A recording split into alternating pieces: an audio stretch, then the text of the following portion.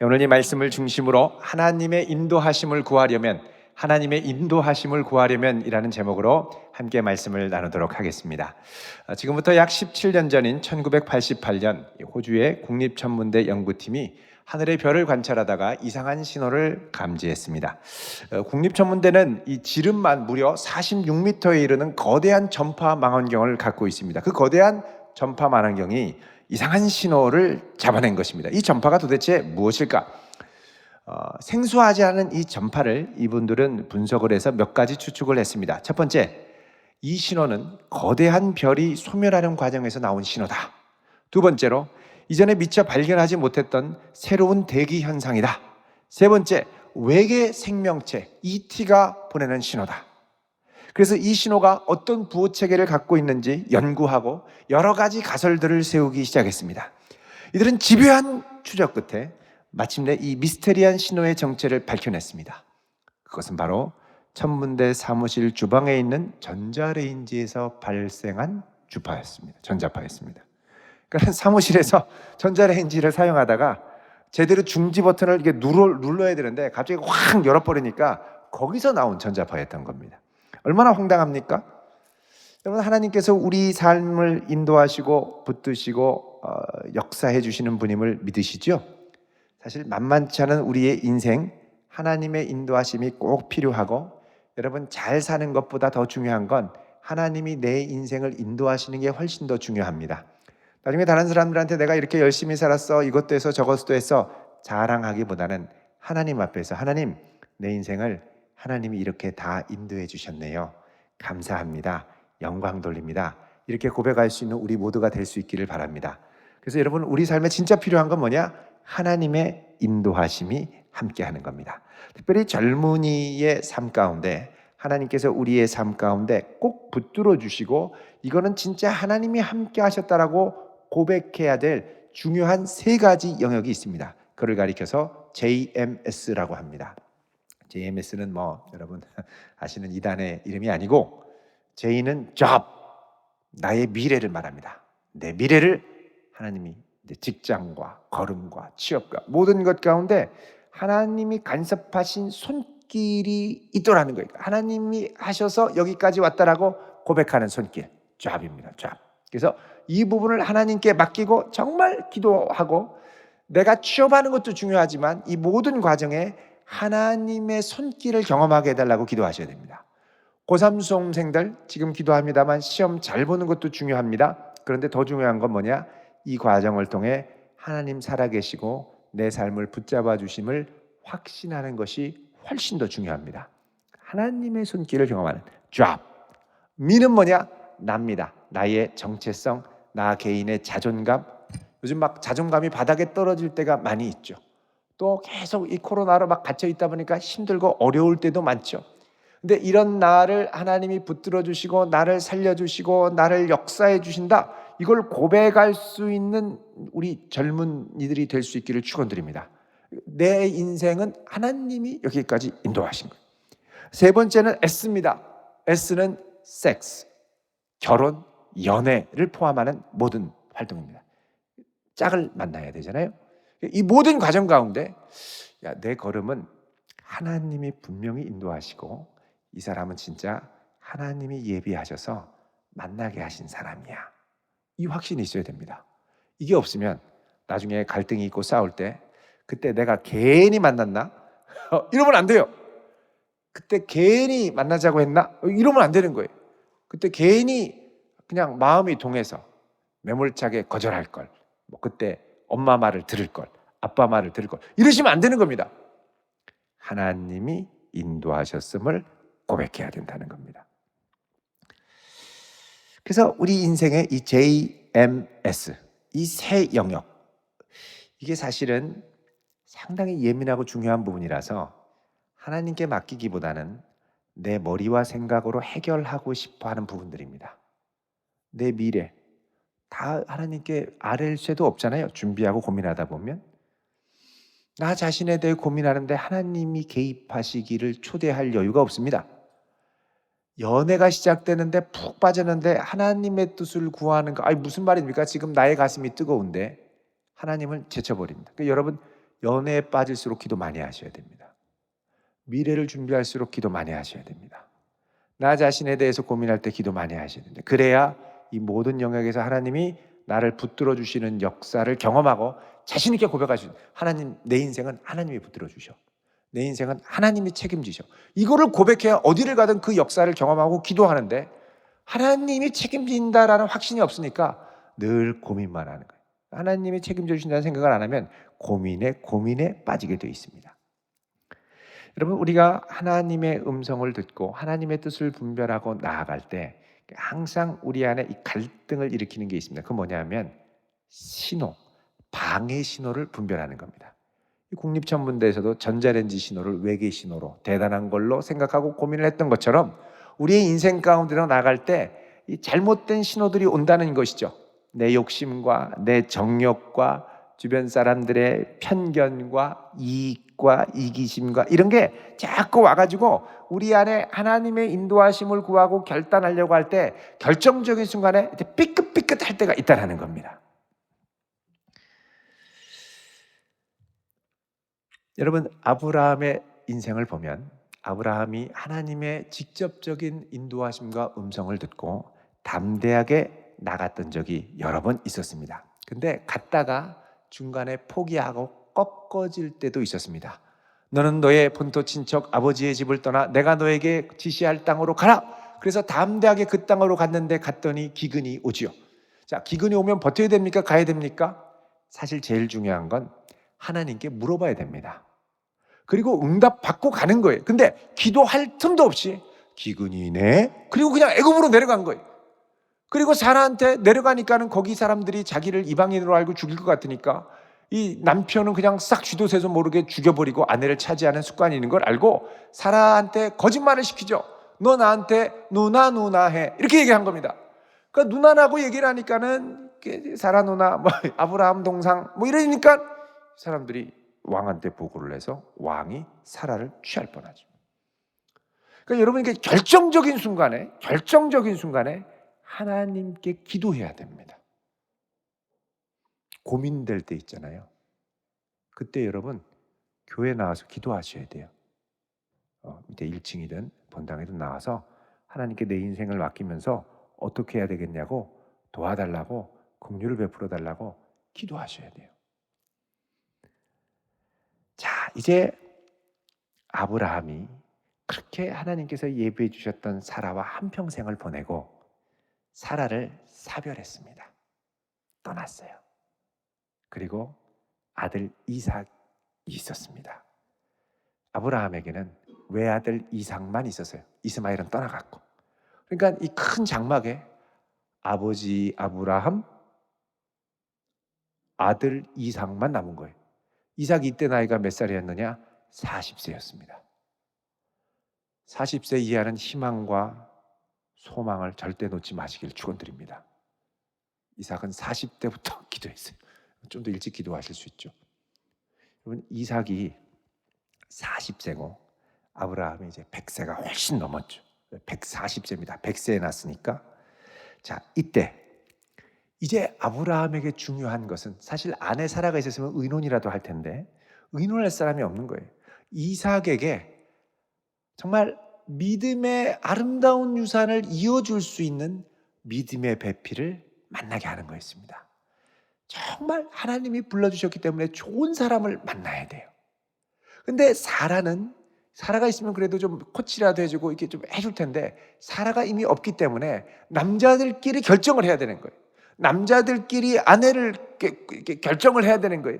보통 아내가 있어야 좀 정확하게 보는데 남자들끼리 보면 눈멀게 볼 때도 많이 있습니다.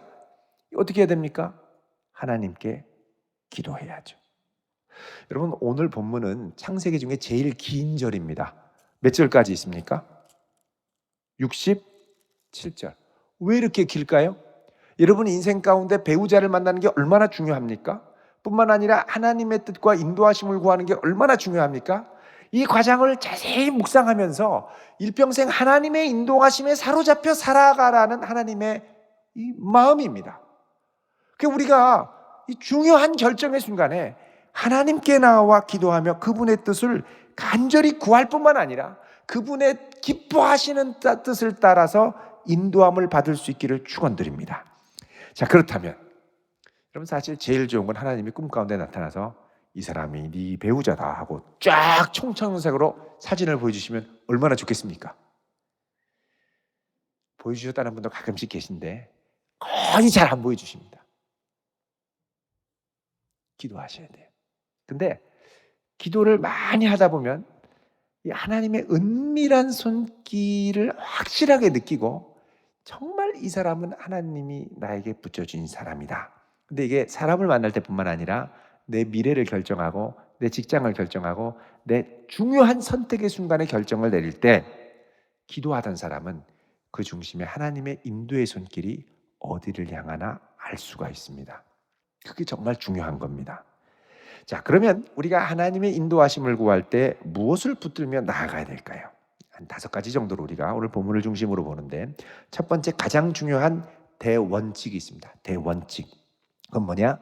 하나님이 기뻐하시는 뜻이라는 큰 틀 안에서 구해야 됩니다. 여러분, 아브라함은 그냥 며느리 얻어야 되니까 아주 좋은 며느리 얻자, 좋은 가문의 며느리 얻자, 이게 아니었습니다. 아브라함에게는 뭐가 있었느냐? 하나님의 언약이 있었고 그 후손을 통해 많은 민족을 이루고 천하 만민이 복을 얻는 약속을 성취할 수 있도록 이삭을 통해 하나님이 자기에게 주신 복된 사명, 본토 친척 아비집을 떠나게 하셨던 그 사명을 완수해야 되는 아주 중요한 사명이 있었습니다. 그러면 이삭은 당연히 결혼해야 됐죠. 이미 진작에 결혼해야 됐죠. 근데 40이 넘도록 결혼을 하지 않고 40이 넘도록 그냥 가만히 있었습니다. 하나님께서 왜 지금까지 기다리게 하시고 허락하지 않으셨을까? 우리는 모릅니다. 그런데 하나님의 뜻은 우리가 생각할 때 일찍 출발했으면 좋았었을 것을 이라고 생각하는 것보다 훨씬 늦게 시작할 때가 많다는 사실입니다. 이럴 줄 알았으면 진작에 만났을 걸, 이럴 줄 알았으면 진작에 결혼했을 걸. 그게 안 된다니까요. 뜻대로 하나님께서 예비하시고 시작하게 하시는 늦은 타이밍이 있다라는 것입니다. 그 타이밍을 하나님께서 시작할 때 원망과 불평이 아니라 그때부터 뭘에 집중해야 되느냐? 이것을 향한 하나님의 뜻, 하나님이 어떻게 하면 하나님의 뜻을 이루어갈 수 있을까요? 자, 그래서 아브라함이 이때부터 아내를 이제 구하기로 결정을 하고 하나님의 뜻을 구하면서 나아가는데, 종에게 이 종을 보내면서 하나님의 뜻에 합한 배우자의 기준을 이렇게 얘기를 합니다. 3절 4절에 보면, 자, 읽어봅니다. 24장 3절 4절 시작. 내가 너희에게 하늘의 하나님 땅의 하나님이신 여호와를 가리켜 맹세하게 하노니 너는 내가 거주하는 이 지방 가나안 족속의 딸 중에서 내 아들을 위하여 아내를 택하지 말고 내 고향 내 족속에게로 가서 내 아들 이삭을 위하여 아내를 택하라. 아멘. 자, 여호와를 가리켜 맹세하는데 이 지방 가나안 족속의 딸 중에서 택하지 말고 고향 족속에게로 가서 믿음의 가정에게로 가서 내 아들 이삭을 위하여 택하라. 2가지죠. 첫 번째 뭡니까? 가나안 족속 딸과 결혼하지 말아라. 가나안 족속의 딸에서 선택하지 말아라. 물론 볼 때 좋아 보이고 매력적인 여인이 있을 수 있죠. 근데 여기서 선택하지 말라는 겁니다. 2번째로는 고향 내 족속에게 가서 아내를 택하라. 이것은 아브라함을 통해 아브라함의 형제와 친척들도 다 결혼을 통해 복을 얻게 하려는 의도가 있었습니다. 만약에 결혼해서 아브라함이 이 가나안 족속 며느리를 들이면 그 다음에는 가나안 족속의 동화가 되고 가나안 족속 가운데 하나님의 뜻을 이루려는 계획이 자칫하면 수포로 돌아갈 수가 있습니다. 자, 그럼 거기 가서 아내를 데려와야 되는데 문제는 거기에 아내가 자기 친척 가족이 다 있는데 선뜻 아브라함의 고향이 800km가 넘는 곳이었거든요. 여기서 상당히 먼 곳입니다. 한번 가면 웬만하면 오기도 어려운, 왕래도 어려운. 근데 거기서 여기까지 오자 그러면 알지도 못하는 낯선 사람을 따라올 여인이 얼마나 있을까 하는 것입니다. 정말 괜찮은 사람을 만났는데 어디 사세요? 예, 저는 저 지리산 산골 밑에 저 어디 살아요. 저랑 결혼하면 거기 가서 행복하게 살아요. 지리산 산골에서. 아우 행복해라 하실 분도 있지만 이러고 머뭇거릴 분들도 많습니다. 여러분, 그렇게 먼 거리를 가자고 할 때 선뜻 나설 수 있는 여인이 사실은 생각보다 쉽지 않을 수 있다는 거예요. 그래서 이제 그 가능성을 아마도 이 종 엘리메섹도 알았겠죠. 그래서 뭐라 그러냐면 5절에 이렇게 얘기를 합니다. 만약에 이 여자가 약속의 땅으로 오는데 오지 않으려고 그러면 어떻게 할까요?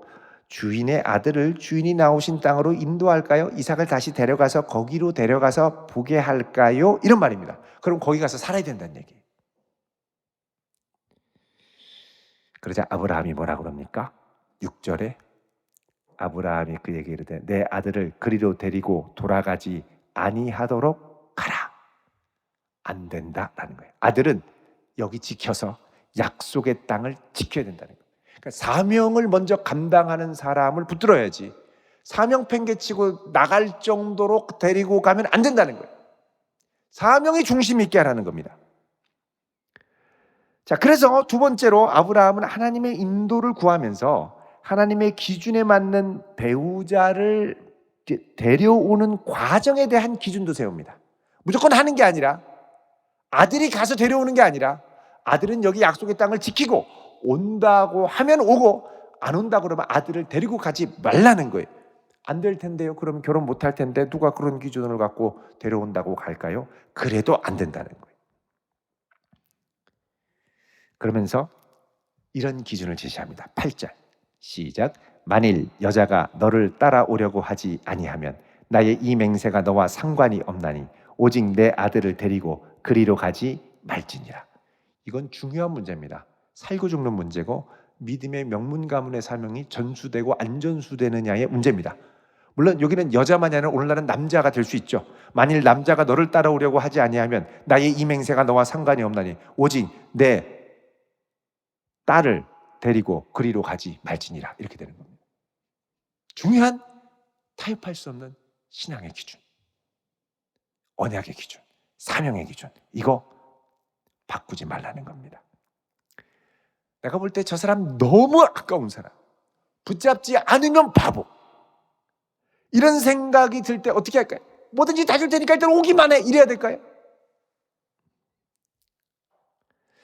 정 필요하면 잠깐 가서 이삭 얼굴 잠깐 보고, 이삭도 한 인물 하지 않겠습니까? 핸섬 가이 아이삭 쫙 보여주고 괜찮죠?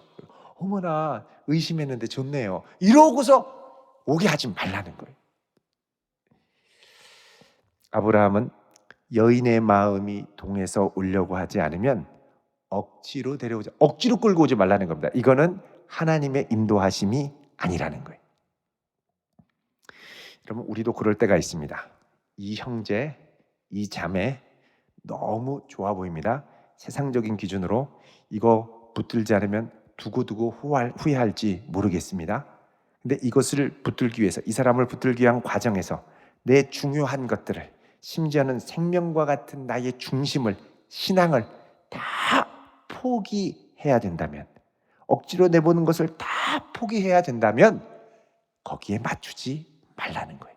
아무리 괜찮아 보여도 세상적인 기준으로 하나님의 인도를 구하는 과정 자체에서 정말 중요한 것들을 포기해야 될 것 같으면 어떻게든 붙잡으려고 하지 말고 그냥 놔버리라는 거예요. 놔버리라는 거예요. 그러면은 어떻게 하라고요? 하나님 책임지실 거예요? 책임지신다. 세 번째로 아브라함의 부탁을 받은 종은 하나님의 뜻을 구하면서, 이 종이 하나님의 인도를 받아야 되는데 하나님의 인도를 받기 위해서 구체적인 계획을 세우고 이 계획을 위해 하나님께 기도합니다. 그러니까 여러분이 하나님의 인도를 구할 때 나름대로의 구체적인 계획도 필요합니다. 그리고 이 구체적인 계획 안에 하나님의 인도하심을 구하는 기도가 필요합니다. 뭐라고 그러냐면 13절 14절에 보면 하나님, 성 밖에 우물이 있는데 저 성에 사는 아가씨들이 호호호 하고 몰려오면 제가 길에 서 있다가 한 아가씨에게 말하겠습니다. 부탁하건대 물동이를 기울여서 물 좀 마시게 해주세요. 여러분, 이 팔레스타인 광야 지역은 물이 없거든요. 우물에서 물을 마시게 해주세요. 그러자 그렇게 얘기를 할 때 한 소녀가 짠 나타나서 네 마시세요 하고 물을 딱 준다. 근데 그 사람만 주는 게 아니라 낙타도 목말라 보이네요. 제가 낙타도 먹게 할게요. 그래서 낙타한테도 팍 달려가가지고 낙타한테 막 물을 이렇게 주면, 그러면 하나님, 제가 이 여인이 하나님이 택하신 바로 그 여인인 줄을 알겠습니다. 배우자 선택의 기준이 뭐냐?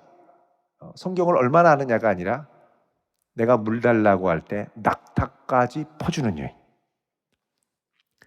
여러분, 이게 무슨 기준이 이렇게 촌스러워, 진짜 컨트리맨이네, 이렇게 생각할 수 있지만 그게 아닙니다. 여러분, 이 종은 나름대로 살아왔던 인생의 관록을 갖고 기준이 있습니다.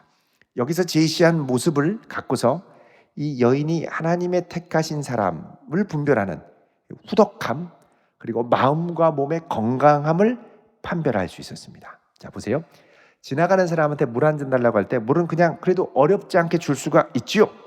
물론 사마리아 수가성의 여인은 예수님이 달라고 그러니까 왜 주냐고, 나한테 달라고 하냐고 막 뻗팅깁니다만, 자, 낙타에게 물을, 이제 사람한테 물 주는 건 문제가 아닌데, 문제는 이제 낙타한테 물 주는 건 좀 다른 문제입니다. 여러분, 아브라함의 종이 낙타를 몇 필 끌고 갔습니까? 10절에 보면 낙타 중 몇 필을 끌고 갔어요? 10필. 낙타 10필이 쫙 있는데 얘네들 마실 물을 주겠다는 겁니다. 근데 낙타는 물을 얼마나 마시냐면 한 번 마시면 최대 95리터까지 마십니다. 한 마리에. 10마리면 1톤을 퍼줘야 되는 거예요. 근데 이 낙타가 사막을 횡단하면서 이 물을 잘 저장했다가 이렇게 가면서 차근차근 이렇게 소비하면서 가는데, 체내에 물을 많이 저장하고 가는데, 이 헤브론에서 하란까지 800km를 막 여행해서 가면 완전히 다 빠지는 거예요. 그러면 한 마리당 거의 꽉꽉 채워서 95리터 다 꽉꽉 채워서 이빠이 채워서 줘야 되는 거예요. 만땅으로. 그러면 제가 낙타한테 물을 줄게요 하고 물을 퍼주면, 낙타는 목마르니까 우리 뭐 힘이 없다고 그냥 1리터 조금해서 에이 하고 퍼주면, 저기 가면 낙타가 이미 다 먹어버렸네요. 다 먹어버려요. 어떻게 해요? 또 퍼줘야지. 이거를 10필을 계속해서 퍼주려면 이게 장난이 아닌 겁니다. 그러니까 이 엄청난, 그러니까 낙타 물 주는 게 장난이 아닌 거예요. 이 엄청난 일을 망설임 없이 하겠다라고 기꺼이 하면 이 여인은 자기를 희생할 줄 아는 사람일 뿐만 아니라 더 나아가서 뭐냐? 신체적으로도 건강해야죠. 물 푸다 거리야 이러면 어떻게 됩니까? 안 되는 거예요. 그리고 이렇게 후덕하게 낙타의 물을 다 마시는 건 가정 분위기를 반영합니다. 집에서 후덕하게 그렇게 하는 분위기를 보고 배우지 않으면 그렇게 낯선 스트레인저, 낯선 이방인에게 그렇게 할 수가 없는 거예요. 그러니까 단순한 것 같은 제안에 인생의 관록에 엄청난 것들이 배어있는, 많은 의미를 내포하고 있는 제안을 하나님께 기도한 겁니다. 하나님, 이런 사람이면 하나님이 예비하신 사람인 줄 알겠습니다. 아마도 이 종은 자기가 살아보니까 낯선 나그네한테 물 줄 뿐만 아니라 낙타들까지도 물 마시게 하겠다고 하는 여인들은 많이 못 봤던 것 같습니다. 경험적으로 알았던 거죠. 그렇게 기도를 하고 낙타까지 물 마시오는 사람 있으면 제가 그런 줄 알겠습니다. 아멘 하고 기도하고 눈을 뜨자마자 한 사람이 나타나는 거예요. 많은 여인도 아닙니다. 많은 여인이 나타나면 네가 떠줄래? 네가 떠줄래? 뭐 이럴 텐데 그게 아니라 선택의 여지대로 그냥 딱 한 여인이 짜잔 하고 나타나는 거죠. 근데 이 딱 보니까 눈에 확 띄는 겁니다. 16절에 보시면 그 소녀는 보기에 심히 아리답고 지금까지 남자가 가까이 하지 아니한 처녀더라. 그가 우물로 내려가서 물을 그 물동이에 채워가지고 올라오는지라. 자, 물 떠가지고 오는데 광채가 나는 거예요. 쫙 보니까 야, 저 아가씨는 You are my sunshine. 쫙 빛나는 거예요. 광채가 나는, 짜잔.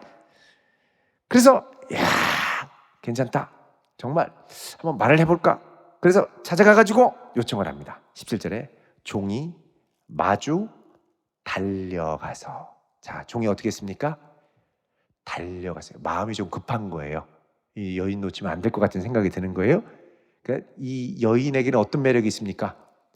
낯선 할아버지도 달려가게 하는 매력이 있습니다. 달려갔어요. 달려가서 뭐라 그러냐? 청하건대 내 물동이의 물을 내게 조금 마시게 하라 그러죠. 그랬더니 이 여인이 18절에 어떻게 합니까? 내 주여 마시소서 하며 어떻게? 급히 인색하게가 아니라 이씨 애써서 떴는데 이게 아니라 마시세요. 바로 내주는 거예요. 그리고서 물을 마시도록 하는 거죠. 19절에 마시게 하기를 다 하고 다 이 종이 마시는 걸 보고 말한 다음에 뭐라 그러냐? 당신의 낙타를 위하여서도 물을 길어 그것들도 어떻게 마시게 해요? 배불리 1톤 채우겠다는 거예요. 배불리 마시게 하리이다. 그거 어떻게 하나 봤더니 이 여인이 그 다음부터 급히 물동이의 물을 그 위에 붓고 다시 기르려고 우물로 어떻게 해요? 20절에 달려가서 달리기를 잘 할 수 있기를 바랍니다. 이 할아버지를 달리게 하는 사람일 뿐만 아니라 이 여인은 자기도 달려가는 여인이었습니다. 달려라 하니 열심히 달려가서 물 퍼주고 또 가져오고 물 퍼주고. 아니 이 팔뚝이 알배지 않겠어요? 너끈합니다. 훈련됐어요. 자, 이거를 보고 21절에 그 사람이 그를 묵묵히 주목하며 여호와께서 과연 평탄한 길을 주신 여부를 알고자 하더니 묵묵히 보면서 이 평탄한 길을 주시는 여부를 알고자 봤습니다. 정말 사람을 달려가게 하는 여인. 근데 여러분 나중에 보면 28절에 이 소녀는 집까지 또 달려갔죠. 28절에 29절에 보면 오빠가 또 달려옵니다. 알고 보니까 달리는 가족이에요. 달리는 가족. 열심히 그냥 마음에 주님의 은혜로 막 달려요. 열심히 달려. 자, 그리고서는 이야기를 합니다. 그러면서 22절에 낙타가 마시게 다 하고 950kg 1톤 다 채우고 그 다음에 금코걸이 그리고 금목걸이 금손목걸이 한 쌍을 주면서 감사의 표현이죠. 23절에 내가 누구의 딸이냐 내게 말하라 내 아버지 집에 우리가 유숙할 곳이 있느냐. 그러자 이 여인이 뭐라 그럽니까? 나는 밀가가 나홀에서 낳은 아들 부두엘의 딸이니라. 아브라함의 형제예요.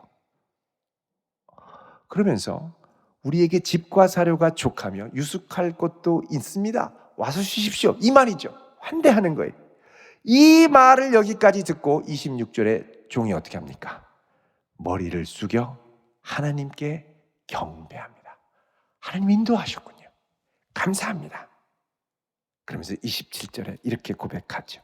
이르되 나의 주인 아브라함의 하나님 여호와를 찬송하나이다. 나의 주인에게 주의 사랑과 성실을 그치지 아니하셨사오며 여호와께서 길에서 나를 인도하사 내 주인의 동생 집에 이르게 하셨나이다. 알고 보니 동생 집주인의 동생이었어요. 아브라함 동생 집에 왔던 거예요.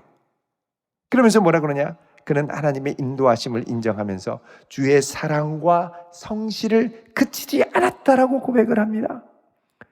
여러분 생각해 보십시오. 주님의 사랑과 성실이 배우자감을 고르는데 어떻게 작동했습니까? 어떻게 주의 성실과 인자하심이 이 아브라함의 종이 리브가를 만날 때 작동했습니까? 우리가 생각할 때는 우연입니다. 우연히 우물가에 나왔고 우연히 말을 걸었더니 우연히 물을 떠주고 우연히 달려가고 어쩌다 보니까. 그래서 우리는 믿음이 없을 때는 운이 좋았어요. 재수가 좋네요. 어떻게 이런 사람을 만나고 나도 참 재수가 좋지. 뭐 이렇게 생각을 한단 말이죠. 근데 여러분 이게 재수가와 운이 아닙니다. 우연은 뭐라 그러냐면 우연은 보통 우리의 생각과 계획을 벗어나는 신비로운 방식이 작동할 때 우연이라고 합니다. 우연히. 근데 이 우연은 뒤돌아보면 하나님의 역사하시는 손길이 이렇게 감추어져서 은밀하게 나타나는 방식이 우연입니다. 하나님께서는 우연을 통해 사람들의 생각과 행동을 무시하지 않으면서도 그들을 뛰어넘어서 일하십니다. 그러니까 우리가 이해할 수 없는 고차원적인 역사가 우리한테 다가올 때 우연히 다가온다라고 합니다.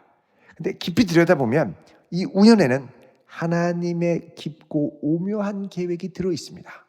이 만남이 절대 우연이 아닌 것은 하나님께서 역사하시는 손길이 있었죠. 자, 열왕기상 22장에 보면 아방이 미가야 선지자를 통해서 너 전쟁에 가면 하나님께서 죽이실 거다, 이 계획을 듣고 불순종해서 전쟁에 나갑니다. 근데 예언이 의식이 되니까 자기가 왕복을 입고 나가면 탁 눈에 띄어서 죽을 것 같으니까 왕복을 벗고 일반 군복으로 갈아입고 일반 병사로 나가는데 전쟁 중에 무심코 한 사람이 활을 당겨서 왕의 갑옷 쏠기를 마쳤습니다.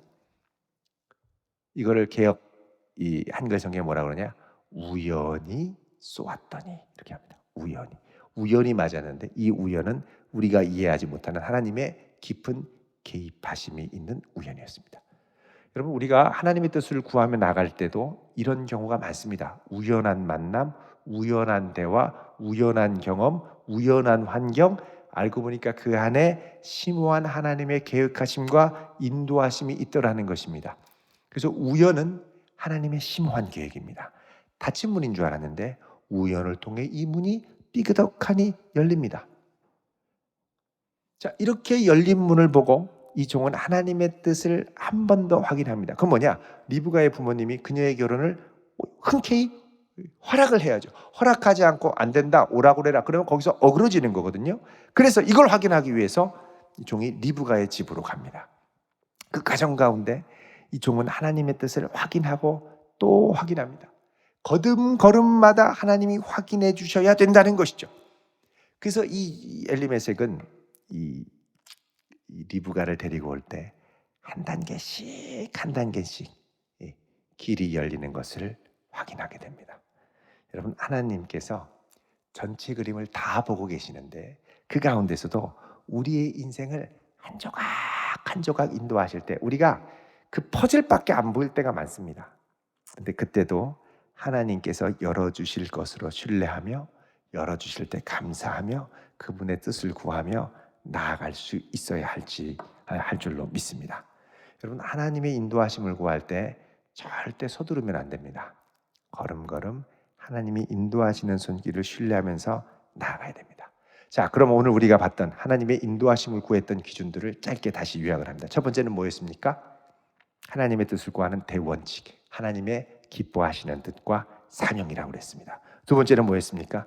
하나님의 인도를 구하면서 하나님의 인도가 이루어지는 구체적인 과정에 대한 기준도 하나님의 기준 앞으로 세우고 기도하죠. 세 번째는 뭐냐? 하나님의 그 구체적인 뜻이 시행될 때 그 계획을 세우고 이걸 위해 기도하죠. 그리고 그것이 이루어지는 것을 묵묵히 주목하며 바라보게 됩니다. 네 번째가 뭐냐? 하나님께 올려드린 계획이, 기도가 어떻게 응답되는가를 이제 추이를 단계마다 확인하는 겁니다. 다섯 번째는 뭐였습니까? 하나님께서 한 단계씩 열어주시는 그 걸음을 급하게 여기지 않고 서두르지 않고 담대하게 나아가는 겁니다. 여러분, 하나님께서 이런 방식으로 우리의 삶의 많은 부분을 열어주십니다. 그 인도하심을 많이 경험하고 이 엘리에섹 종처럼 하나님 앞에, 주님, 내 인생은 하나님 인도하셨습니다. 내 20대는 하나님의 손에 붙들린 20대였습니다. 내 30대는 하나님의 손에 붙들렸던 30대였습니다. 이 인도하심의 고백이 우리 입술 가운데 많이 터져 나올 수 있기를 주님의 이름으로 축원드립니다. 기도하겠습니다. 거룩하신 아버지 하나님, 우리의 삶에 많은 어려움과 고민이 있지만 우리를 사랑하시고 인도하시는 하나님의 인도하심을 구하며 나아가기를 원합니다. 주여, 깨어있게 하시고 지혜롭게 주의 인도하심을 구하는 저희들 되도록 인도해 주옵소서. 예수님 이름으로 기도하옵나이다. 아멘.